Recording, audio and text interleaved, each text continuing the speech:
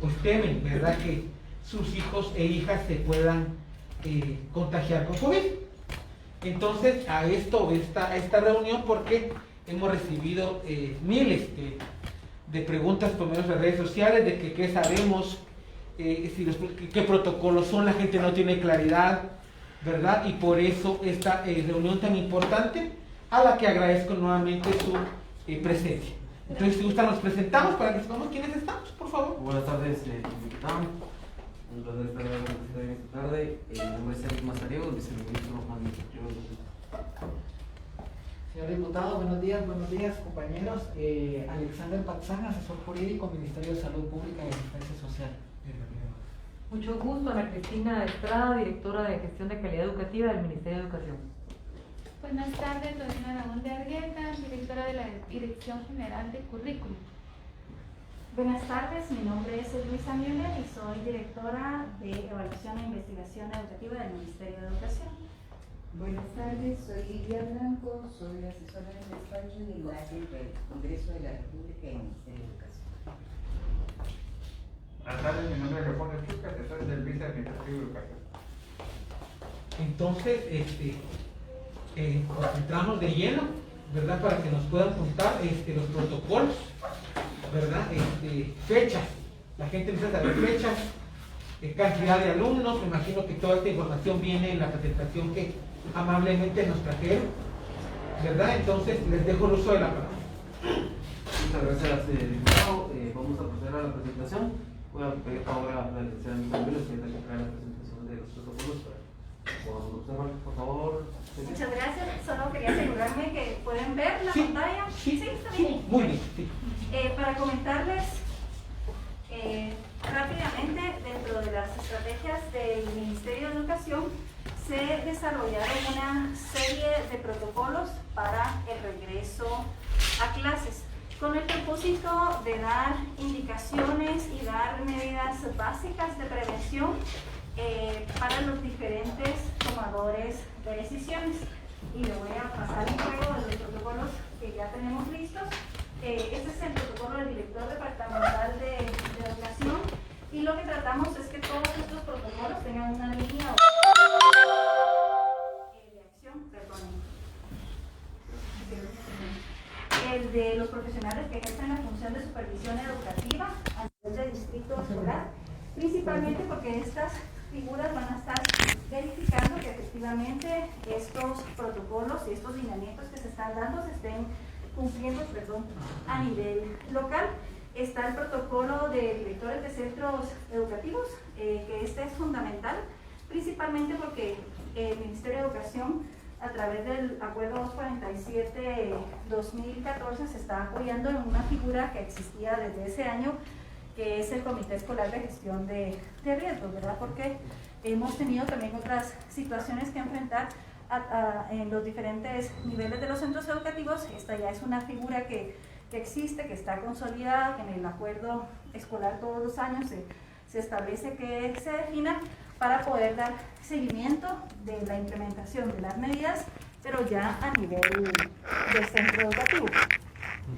Además de este protocolo, tenemos el protocolo para docentes. Estos protocolos tienen secciones similares, como por ejemplo entender la importancia de poder tener un proceso de sensibilización ante la comunidad educativa, o por ejemplo las generalidades de la enfermedad. Pero por ejemplo, en el caso de los docentes, tienen secciones muy específicas de cómo generar condiciones como por ejemplo la ventilación, hacer que el aire fluya dentro de los centros educativos. Entonces, por ejemplo, se les da, bueno, cuando ustedes ingresan al centro educativo hay que tomar las medidas para poder identificar, por ejemplo, personas con fiebre, algún tipo de síntomas, pero ya estando dentro del salón es importante que al ingreso tengamos ventanas y puertas abiertas y asegurarnos que esté fluyendo la ventilación, ¿verdad? Entonces, cuestiones muy específicas para que el docente las tome en cuenta. Tenemos también dentro de esta serie, este es el institucional del Ministerio de Educación, pero también tenemos recomendaciones para el transporte escolar. Esto no es un protocolo en sí, pero sí recomendaciones generales, principalmente para los estudiantes que viajan en autobús. Y tenemos un protocolo que es transversal dentro de los mismos protocolos, que es el protocolo de apoyo emocional y resiliencia, ¿verdad?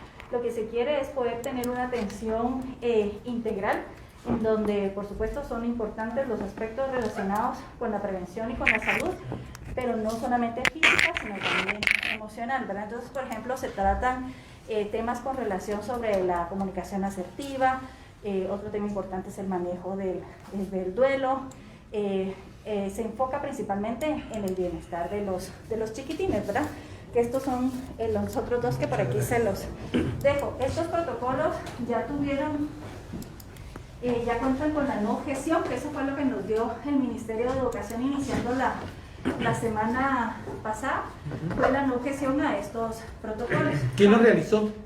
Los protocolos se constituyó a la solicitud de las autoridades una mesa técnica del Ministerio de Educación, en donde estamos la dirección de aquí presentes y otras del Ministerio. Por ejemplo, fue importante la participación de la Dirección General de Educación Especial, tuvo participación, fue una mesa bastante de equipos técnicos, pero es importante mencionar que ninguno de los que estábamos en esta mesa somos, por ejemplo, expertos en epidemiología, y contamos con el apoyo de 2 expertos epidemiólogos, uno nacional y otro internacional, que estuvo revisando constantemente y trabajando muy de la mano con nosotros para el desarrollo de los protocolos, así como un mediador educativo, porque como estas personas usan un lenguaje bastante técnico desde el punto de vista de salud, lo que queríamos era poder tener un protocolo comprensible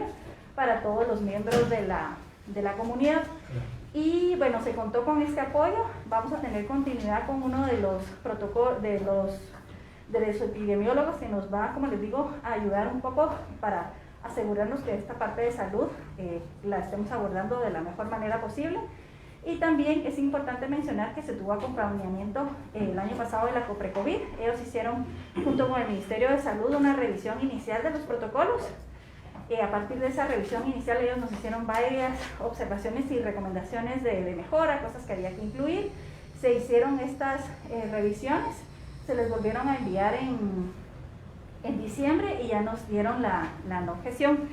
Y por supuesto, nos aseguramos que los protocolos cumplan con lo establecido en el acuerdo ministerial que publicó Salud, que es el 300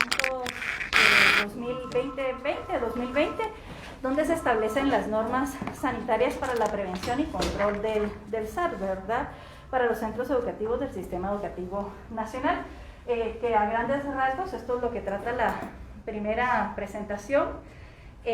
¿Cuánto tiempo le llevó a hacerlos? Sí, fue más o menos como unos 5 meses aproximadamente. Para que cada jornada tenga un termómetro, entonces va el fondo de gratuidad a cada jornada. Claro. Entonces tendría que, ¿cómo lo piensan implementar? ¿Poner un termómetro en la entrada o uno por aula? Por el momento se está considerando uno por centro educativo. Uno por centro educativo, estamos hablando de 28.000 entonces. No, porque podría... Son 28.000 edificios. Sí, pero no por...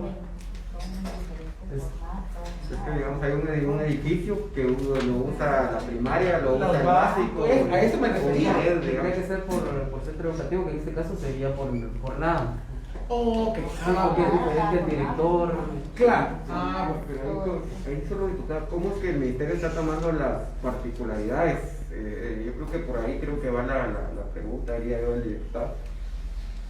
En el sentido, por ejemplo, usted da a Alta Verapaz, 20% de la población no tiene, digamos, acceso al servicio de energía eléctrica, y las escuelas menos, pues.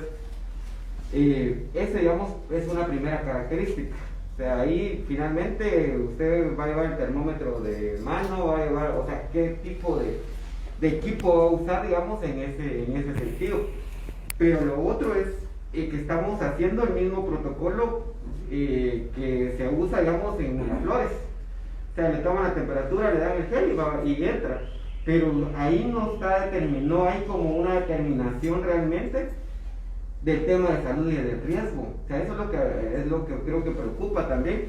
Y la otra es de que como en estos protocolos, no sé si está más adelante, si nos estamos adelantando, disculpen, cómo están tomando en cuenta también los niveles, la preprimaria, cómo va a ser, digamos, el tema de relacionamiento entre los niños de preprimaria, cuál va a ser el tema de relacionamiento de los niños de primaria, cuál va a ser el de los básicos. Yo no me imagino a un niño de preprimaria, digamos, de kinder, de 5 años o de 6 años, con distanciamiento social.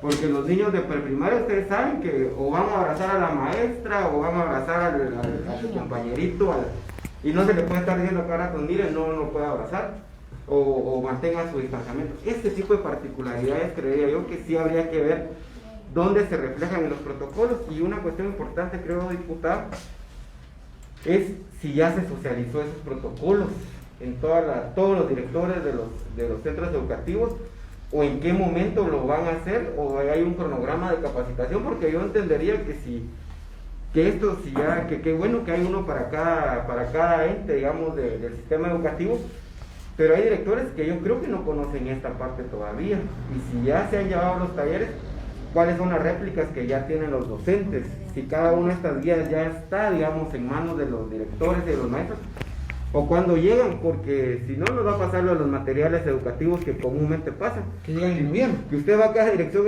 departamental y va a ir a encontrar libros del 2014, ahorita en el 2020 o 2021. Eso pasa, digamos, comúnmente. Entonces ahí creo que cuál va a ser el monitoreo que ya tienen implementado, porque ya tendría que estar implementándose ese monitoreo por parte de las autoridades del ministerio para el cumplimiento de esos protocolos. Tal vez, diputado, por favor, muchas gracias. Sí, respondiendo un poquito. Tal vez sí nos estamos anticipando un poco a la presentación, ¿verdad? Porque yo creo que poder entender cómo funciona el sistema híbrido va a ser algo importante, porque, digamos, nos ha pasado en otra situación que se anticipan, digamos, las preguntas, pero enfocadas a una educación presencial, porque, digamos, todas las preguntas ahorita fueron los niños en clase, ¿verdad? Cuando no hemos podido ver esa parte de cómo funciona el sistema híbrido, y que realmente nosotros, y otra de las preguntas tal vez porque les va a surgir, es de que si todos tienen internet, o sea, esa es otra situación que nosotros vamos a aclarar, porque nosotros estamos pensando, o se está priorizando un sistema híbrido, pero a distancia con material impreso. Entonces, que podamos comprender cómo funciona, para que entonces ya ir solventando esas dudas y ya poderse plantear de una mejor forma, pensaría. Sí, por favor. Por favor. Gracias. Bueno, dentro de los 4 principios, y espero poderle responder conforme vaya avanzando a las consultas que estaba haciendo, hay 4 principios básicos, ¿verdad? Que es sobre lo que se puede en estos protocolos. El primero es mantener a los asintomáticos en casa. Por eso es importante poder identificar, por ejemplo, poder tener un sistema, le llamamos de vigilancia dentro del centro educativo, y tiene que haber una comunicación muy cercana con los padres de familia, porque es importante, por ejemplo, que si el niño tiene moquitos, que si el niño se siente mal, que si el padre de familia no lo envía al centro educativo, debido a que como estamos en una pandemia, hay una alta probabilidad, o existe la probabilidad que en algún momento pueda presentarse algún tipo de, si es que el niño, o sea, puede ser un caso sospechoso. Entonces estamos evitando, con la comunicación asertiva con los padres de familia, poder evitar, por ejemplo, en algún niño que en algún momento podría ser algún foco de riesgo, si es que efectivamente tiene algo, ¿verdad? Por ejemplo, el tema del lavado de manos frecuente, esto es fundamental. El tema de distanciamiento, que aquí estamos haciendo diferencia en lo que es el distanciamiento físico, ¿verdad? Y lo que es el distanciamiento social, que ya son los grupos y cómo se relacionan. Y la disponibilidad de agua, saneamiento, higiene y por supuesto fundamental, es lo que ahorita en algún momento está aportando a evitar estos contagios, es el tema de la ventilación, ¿verdad? Entonces, asegurarnos que haya una ventilación cruzada, que tiene que haber una puerta acá abierta y la otra acá para poder asegurar ese flujo de aire, porque en algún momento las partículas quedan sostenidas en el ambiente. Y por supuesto, sabemos que las barreras que se utilizan no son por sí mismas 100% efectivas. Pero entonces lo que se busca es utilizar la mayor cantidad de barreras posible para ir fortaleciendo cada vez más la prevención de ese contagio. Entonces, por ejemplo, está lo del tema de mantener a los sintomáticos en casa, el lavado de manos frecuente con agua y jabón, el uso de mascarillas, la ventilación y la limpieza y desinfección de las áreas. Y por supuesto esto lo que va a hacer es disminuir el riesgo de propagación.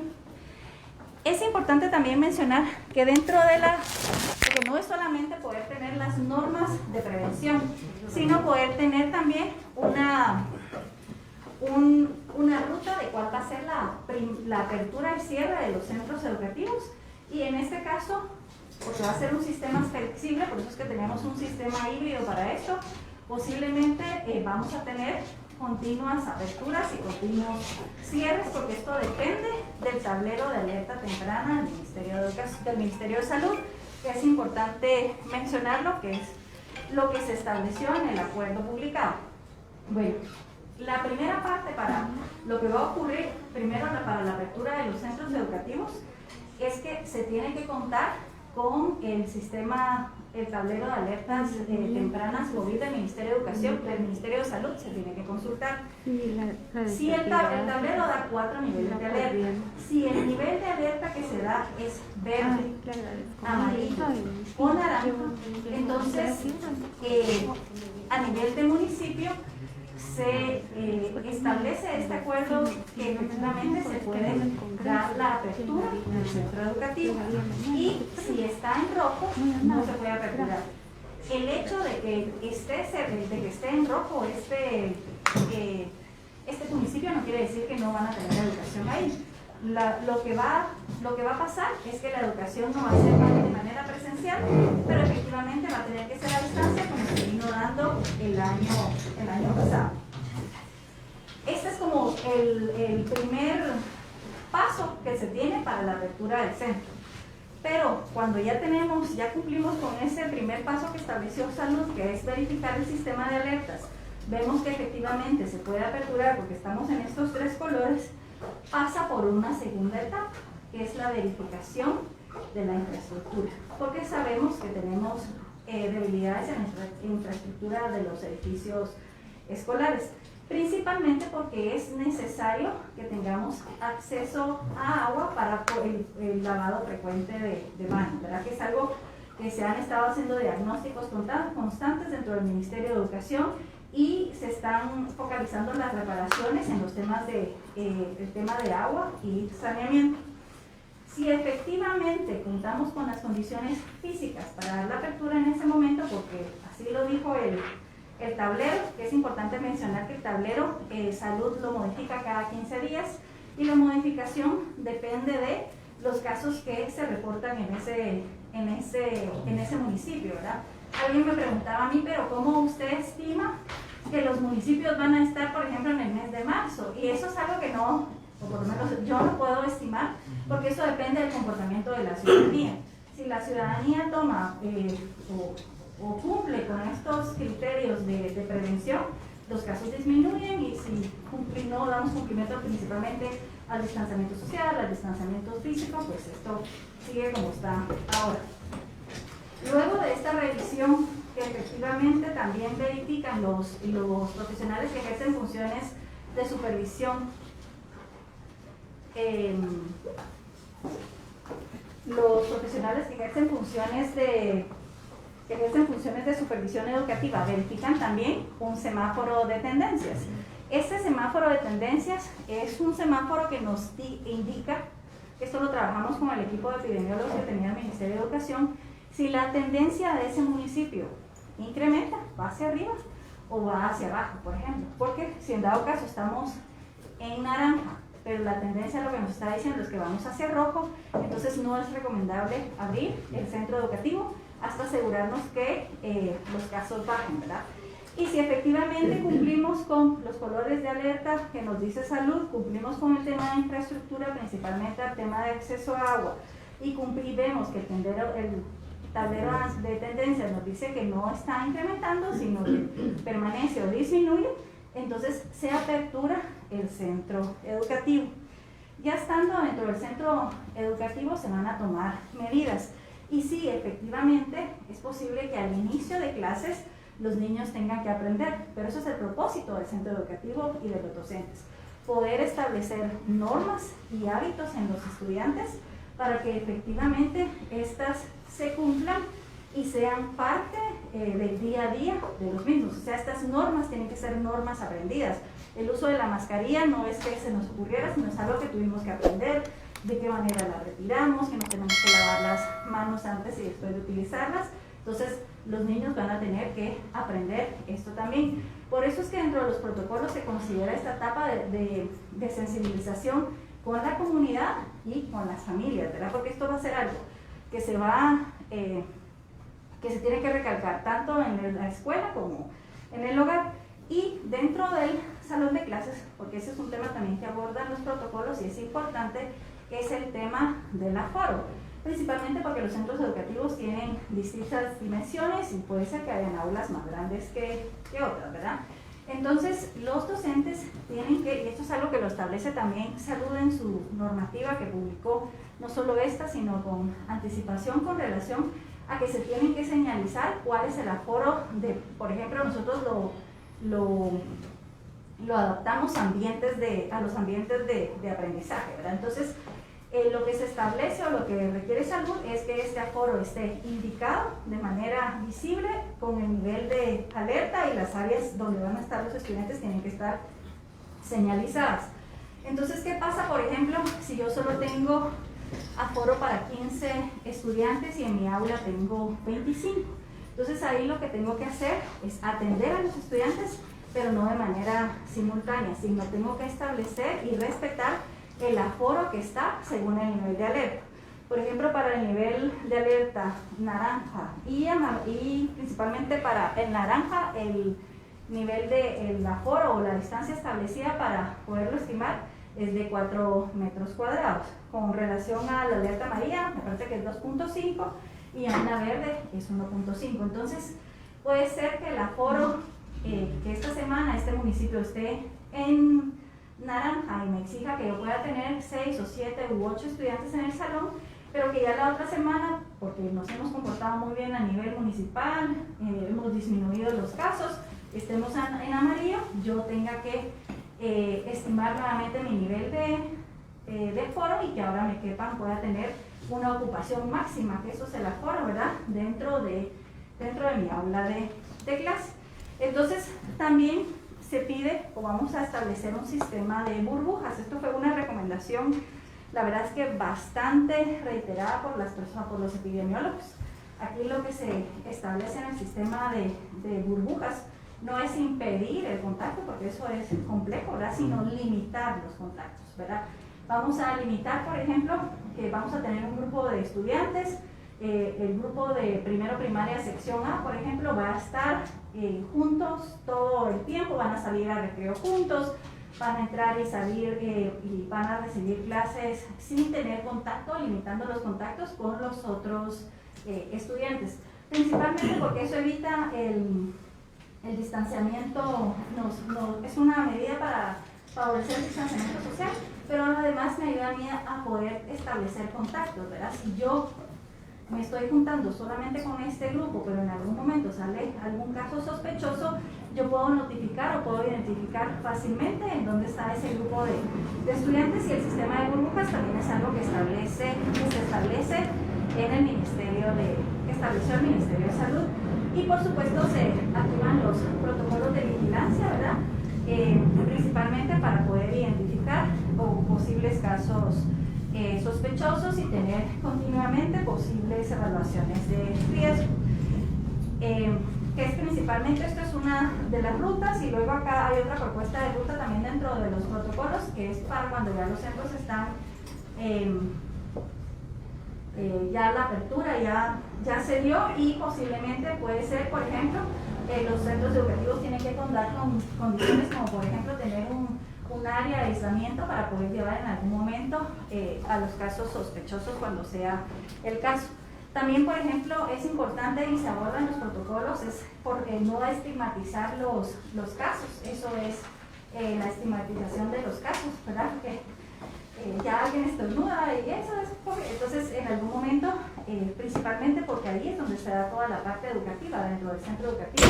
Estamos educando, o sea, lo que queremos es que los estudiantes comprendan qué es lo que está pasando, cómo podemos evitarlo, y que en algún momento esta información también vaya a sus casas y que en estos hogares también en algún momento impacte a las comunidades. Esto es lo que tenemos por el momento con relación al tema de los protocolos.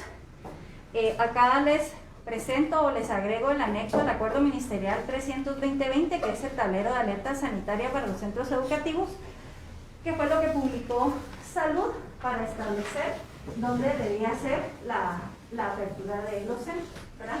Que este es el acuerdo, como les digo, que nos aseguramos que efectivamente existiera correspondencia en los lineamientos establecidos por Salud y los lineamientos desarrollados por el Ministerio de Educación, que efectivamente, pues como les menciono, hay diferentes protocolos para las distintas figuras y el éxito de esta implementación, pues definitivamente va a ser el proceso de entrega y de formación que van a hacer, que va a ser para los diferentes participantes. Ok, bueno, muchísimas gracias. Aquí tengo algunas dudas. Desgraciadamente, las organizaciones de sociedad civil que trabajan con niños de adolescencia no pudieron venir precisamente porque están atendiendo en este momento y haciendo un censo con respecto a los establecimientos educativos en torno al agua potable. Desgraciadamente, el 33% de los servicios educativos no cuenta con agua potable. Ahí hay una debilidad enorme. Veo que esto ya no lo firmó el Edwin Asturias, se hizo el loco, ¿verdad? Porque aquí ya lo firmó solo María Flores, el viceministro, pero el delegadillo de Coprecovid, que vino a hacer absolutamente nada a Guatemala más que llevarse los 50,000 quetzales al mes que vino de vengar, ya se hizo el loco y no firmó este acuerdo. Pero bueno, ¿van a proveer ustedes de alcohol en gel a los centros educativos? En el caso de los fondos de gratuidad, que son temas de transferencia, se está priorizando que se pueda adquirir con esos fondos el alcohol, las mascarillas y el tema del termómetro. ¿Qué cantidad y para cuánto tiempo? Lo que sucede va a depender, ahorita ya se hizo una estimación de cuánto necesitaríamos en millones para poder abastecer con equipo quirúrgico para los establecimientos. Y eso lo vamos a incluir dentro de la presión presupuestaria. No recuerdo ahorita el dato, si son alrededor de 30 millones que vamos a solicitar en la ampliación, porque son fondos extraordinarios, no los teníamos, lo habíamos considerado en el presupuesto del año pasado, pero lastimosamente no lo tenemos, entonces se va a hacer la solicitud el día de mañana ya formal al Ministerio de Finanzas. ¿Y en cuánto tiempo irán a transferir los recursos? Miren, me En preocupa el caso de enormemente. gratuidad, para poder iniciar, ya se va a transferir a finales de enero. Recordemos que según el calendario escolar para el sector oficial, el ciclo lectivo empieza el 15 de febrero y la inauguración de clases va a ser el 22 de febrero. 22 de febrero, que quede muy claro. Que entonces las clases dicen el 22 de febrero. Así es. Porque la gente está preguntando muchísimo eso. Así es. Y es que un medio de comunicación dice una cosa y otro medio dice otra. Entonces, esto es preocupante y los invito a que ustedes vean. Yo en un canal miro una cosa y en otro canal miro otra completamente diferente. Yo lo que los invito a ustedes es a que hagan una conferencia de prensa. Ahí llegarán todos los medios de comunicación y ustedes darán la versión oficial de cómo se están dando este tipo de cosas. Porque yo vi en un medio de comunicación, que voy a admitir, no, que decía que las clases iniciaban hoy. Luego vi que otras iniciaban el 19 de enero, todo. Hasta ahora estoy enterándome que es en febrero. Así que tienen 2 tiempos. Entonces hay que tener claridad con eso para que la gente lo entienda. Porque entonces la gente, ahora pues ya va quedando más claro, ya cuando lleguen los niños, los adolescentes a clases, ya contarán con esos insumos porque estos recursos están a finales de mes. ¿Sí? De hecho, históricamente pues, se han iniciado las clases, por eso nosotros hemos también hecho que se traslade hasta el 22 de febrero, porque acompañado de los fondos de gratuidad ya estamos haciendo las gestiones para la valija didáctica, los útiles escolares y la alimentación escolar. Con eso, entonces, los niños al presentarse el 22 de febrero estarían recibiendo sus útiles escolares, los maestros la valija didáctica, los fondos de gratuidad, y en el mes de marzo estaríamos haciendo la primera entrega de alimentación escolar. Esa duda tengo. José, por favor. Sí, yo me pregunto, diputado, si el ministerio no lo puede responder en este momento, si usted puede pedirles un informe, porque yo creo que hay cosas de forma y cosas de fondo. Si vamos a Lixcán no va a funcionar como ustedes lo están planteando ahorita, digamos. Si vamos a Varías o Huehuetenango, Unión Cantinil, y ahí podríamos enumerar una serie de escuelas, no tienen hoy por hoy las condicionantes para poder implementar estos protocolos, iniciando que no tienen infraestructura, no tienen mobiliario y tampoco tienen el servicio de agua potable ni de energía eléctrica. Solo Lo que se mencionó de que previo a aperturar se tiene que hacer el análisis de infraestructura de establecimiento. Si no tiene las condiciones, seguirá a distancia la entrega. Es que esa es la parte que yo creo que debería quedar claro, digamos, en qué territorios sí se va a poder y en qué territorios no. Porque inclusive hay maestros, hay directores y hay padres de familia que hasta ahorita posiblemente les va a quedar claro cómo va a funcionar el ciclo escolar 2021. Yo no lo tenía claro hasta hoy, por ejemplo, porque yo solo tenía claridad de que los privados iban a comenzar en una fecha y lo público en otra fecha, que todavía no entendí por qué, cuando, digamos, anualmente comienza el ciclo escolar para todos. O sea, puede haber una lógica con la alimentación escolar, con esto de la valija didáctica y eso, pero eso no está claro, digamos, en los padres de familia hoy por hoy. Si ustedes van a ver a las comunidades, el debate es entre si vamos a mandar a los niños a la escuela o no. Inclusive nosotros mismos, estamos con esa cuestión, ¿mandamos o no mandamos a los niños a la escuela? Porque no hay claridad todavía de cómo se van a implementar esos protocolos. Hasta ahorita, digamos, esa respuesta que usted da, dice de que la escuela que no reúna las calidades, pues va a seguir en la forma a distancia. Pero ahí creo que el ministerio va a tener que generar, digamos, una estrategia de cómo ahora sí cumplir con los contenidos académicos y todo lo que conlleve, porque en el 2020, yo lo quiero decir con todo respeto, es lo que se escucha.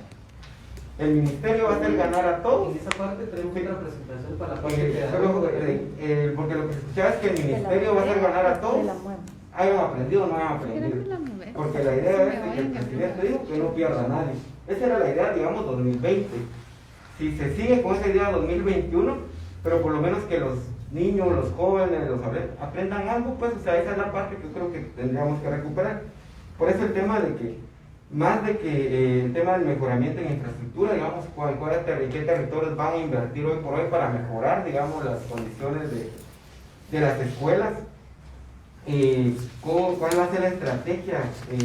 El año pasado, se recordará el diputado, inclusive empezamos con Compresam a ver cómo generar ahí una estrategia con los alcaldes para ver si ellos podían garantizar cabalmente para 2021 el agua potable en todas las escuelas, pero no se ha logrado, digamos, en eso. Pero ¿cuál va a ser la estrategia para lograr el agua potable? Porque en el protocolo yo veía el tema del lavado de manos y todo eso, pero si no hay agua potable, ¿cómo lo hacemos, digamos?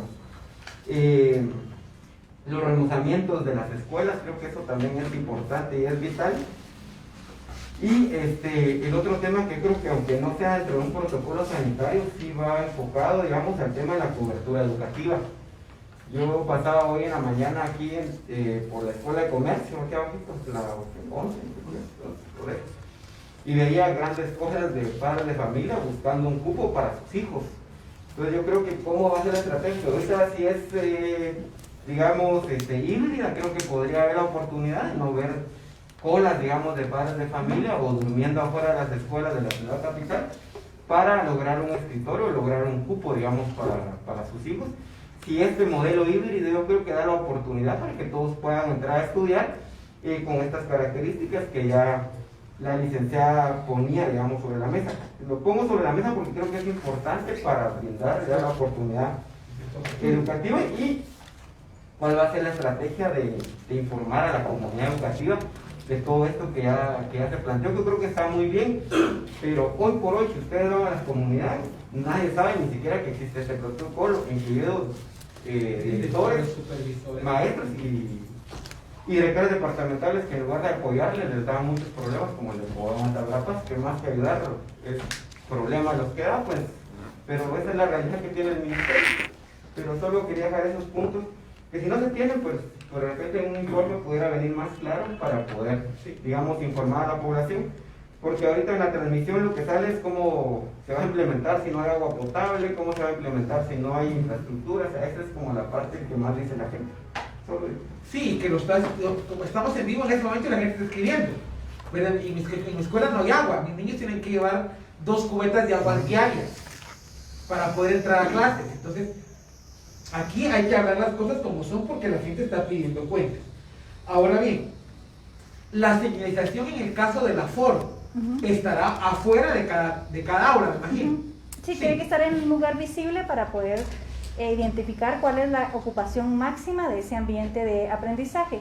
Y hay una etapa preparatoria también dentro de los protocolos junto con el director y el Comité Escolar de Gestión de Riesgo, que el director preside este comité, para efectivamente analizar las áreas de las cuales, con las cuales cuenta el centro educativo, ver cuál es el tamaño, las dimensiones de las áreas de juego, cuántos niños pueden estar allí de manera simultánea, qué actividades son las que se recomiendan. Por ejemplo, una actividad que a los niños les gusta mucho, que es la actividad de cantar, es una actividad que los epidemiólogos nos indicaron que es una actividad que actualmente se considera de alto riesgo, ¿verdad? Entonces, se establece ahí para el protocolo principalmente el del docente, que efectivamente es una actividad que se va a tener que limitar mientras estemos en pandemia para poderla reducir. Son cosas tan sencillas, ¿verdad?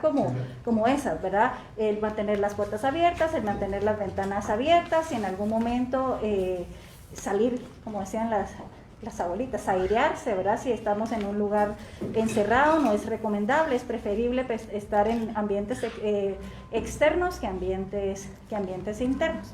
Pero sí hay una etapa considerada ahí preparatoria, ¿verdad? Para estar listos. Y como les comentaba, estos niveles de alerta podrían cambiar dependiendo cómo está el nivel de contagio a nivel municipal. Entonces es algo a lo que tenemos que estar atentos. Okay. Nos presentamos, por favor, tenemos media hora tarde. Perdón, señor diputado, Virginia Kersi, coordinadora de la Unidad de Gestión de Riesgos del Ministerio de Salud Pública y Asistencia Social. Gabriela Gómez, también miembro de la Unidad de Gestión de Riesgos. Bienvenido. Gracias. Entonces, aquí, lo otro que me tiene a mí preocupado, entendemos de que se siguen haciendo millonarios las aseguradoras con este seguro en vez de fortalecer a los centros de salud, puestos de salud y demás. Bueno, ya esto es decisión del presidente y sabe la ganancia que tendrá para su bolsillo. Aquí con respecto a esto, tenemos, el año pasado no había un rótulo afuera de la escuela donde dijera si el niño o la niña se enferma, llame a este número. Este año se implementará una manta vinílica de 1 metro por 2 para que la gente sepa a dónde llamar en caso de enfermen los niños y demás, porque este año fueron muy pocos los recursos que se utilizaron del seguro, pagamos los millones, pero no se utilizaron porque la gente nunca supo a dónde llamar. Entonces, sí se harán las mantas para los 28,000 edificios que hay para que la gente sepa a dónde llamar en caso necesite de ayuda médica. En este caso, señor diputado, efectivamente el año pasado nosotros enviamos el listado de clínicas, médicos, farmacias y funerarias a todas las direcciones departamentales para que se compartieran los establecimientos, y ahí sí hubieron varios establecimientos que lo colocaron el ingreso del establecimiento. Había un muro, antes le llamaban muro de transparencia, pero se pidió que a la par se pudiera colocar el listado de médicos a donde pueden ellos asistir, y el 1526, que es el número donde pueden hacer la llamada. De hecho, concluimos el año con más de 190,000 asistencias del seguro. Tenemos ahí desagregado, le puedo hacer llegar la información de cómo. Por favor, junto al informe que le en el caso del seguro, pero sí hubieron más de 190,000 atenciones en el caso del seguro. Para este año y también iba la información también de los centros que tenían cobertura, porque no teníamos cobertura. Ahora sí ya tiene todo. Solo es una primera fase. En este momento estamos iniciando con la primera fase nuevamente, porque no tenemos los fondos. Ya iba dentro del presupuesto del año pasado, no tenemos ese presupuesto aprobado para este año, entonces vamos a hacer las gestiones entre el Ministerio de Finanzas. ¿A partir de cuándo empiezan a trabajar en el 1526? Ya están trabajando en el 1526 solamente en aquellos establecimientos que tienen cobertura desde la primera fase, que siguen siendo los mismos del año pasado. Cuando ya tengamos los fondos vamos a ampliar la cobertura para que estén todos los niños de preprimaria y primaria, que al final esto va a ser complemento, porque también ahí estaba la identificación de aquellos casos posibles de COVID, entonces también se está contemplando esa parte de Con la refacción y el almuerzo sí tenemos que tener entonces que en el mes de marzo, ¿verdad? Sí, y seguimos en la misma metodología, no van a haber alimentos cocinados en el establecimiento, sino seguimos con la entrega de alimentos perecederos y no perecederos. Perfecto. 22 de febrero. Esta vez eran 5 otra vez, como el año pasado. Ahorita se está pensando que se puede hacer las entregas de manera mensual. El 22 de febrero inician clases a nivel nacional, en el sector oficial. privado y público. En el privado iniciaron muchos el día de ayer. El 7 de enero. El 7. Ahí son dos calendarios totalmente diferentes. Entonces, los privados alejantes. Sí, pero también hay una circular que se emitió de parte del vicedespacho técnico, donde incluso el artículo 8 del calendario escolar establece para el sector privado que ellos también deben de llenar las condiciones de infraestructura necesarias. Si ellos no tienen el agua potable, no pueden garantizar el distanciamiento, ellos tienen la facultad de poderse apegar al calendario oficial. Entonces ellos podrían iniciar el 22 de febrero también. Los informes como para tratar, digamos, de tener mayor claridad en el proceso que se tiene, porque sí hay mucha incertidumbre con este inicio del ciclo escolar, porque yo, por ejemplo, tenía la percepción que iba a ser, ya la teníamos como el tema del híbrido, pero no quedaba muy claro porque siempre se ha hablado de presencial, y en todos los medios de comunicación se ha abordado desde la forma presencial, digamos. Ahora ya sabemos que hay protocolos que ya van a estar. Estos son los informes. ¿Cuándo se van a dar a conocer estos protocolos a nivel nacional con todos los directores y supervisores? En el caso de los protocolos, como bien lo mencionaba la licenciada, la semana pasada ya tuvimos la noticia de parte del Ministerio de Salud. Los protocolos ya se subieron a la página oficial del Ministerio, de hecho ya hay un botón. ¿Puedo llamar yo, maestro, en este momento en la que estoy en Sayaché y preguntarles si los conocen? El día de hoy ya firmamos la circular para que puedan ser socializados a las direcciones departamentales de educación, para que se empiece ya también con la socialización con los demás integrantes de la comunidad educativa. Porque, como se comentaba, empezamos el 22 de febrero el ciclo escolar y ahorita estamos en la etapa de divulgación ya de los protocolos. Yo tengo información ahorita que estábamos en la transmisión y aquí, Mexicam, Hueco, Suchi, Cobán, Baja Verapaz no conocen estos protocolos, pero digamos a nivel docentes y a nivel... ¿Cuánto puedo llamar yo, maestro, a nivel nacional, al que me dé la gana? Y preguntarles si ya están los protocolos, los conocen. Sí, por favor. Ministro, disculpe, tal vez son dos elementos que me han quedado. Uno, como ustedes están tan inquietos de la diferencia de días, ¿por qué privados culminan en 2020 antes? Entonces, mientras que oficiales el 15 de diciembre. Y este respeto, igualmente en este momento ellos siguen de vacaciones. Por eso no hemos entrado de lleno a todas las capacitaciones y ustedes tienen toda la razón. Los viceministros, la señora ministra están ya listos, modelo híbrido, pero si usted llama a todos los departamentos que usted mencionó ahorita, ¿por qué no entran a nuestro sitio? Ya están colgados. Ya están colgados y ustedes lo pueden ver. Estoy hablando de protocolos y esa es la razón técnica por la cual los calendarios están así. Creo que con una circular que ustedes emitan para que los docentes se metan a la página, creo que va a ser... Entonces ya se quitan ustedes la responsabilidad porque ustedes ya informaron. Pero si la gente ni siquiera sabe que existen los protocolos, no se va a meter a ver nada. La gente no tiene la costumbre de meterse a bajarse y ver qué hay de nuevo, ¿verdad? Porque no, la gente no lo hace. El lado izquierdo ahí dice protocolos de retorno grandes, usted le da clic ahí y ya le van a aparecer. Aquí están. Protocolos, pero de eso Sí, dele clic y va a aparecer ya. Una circular puede Pero claro, tiene toda la razón. Entonces, para mí lo importante es que ellos lo sepan, ¿verdad? Porque el gran problema en nuestro bello país es la comunicación no fluye.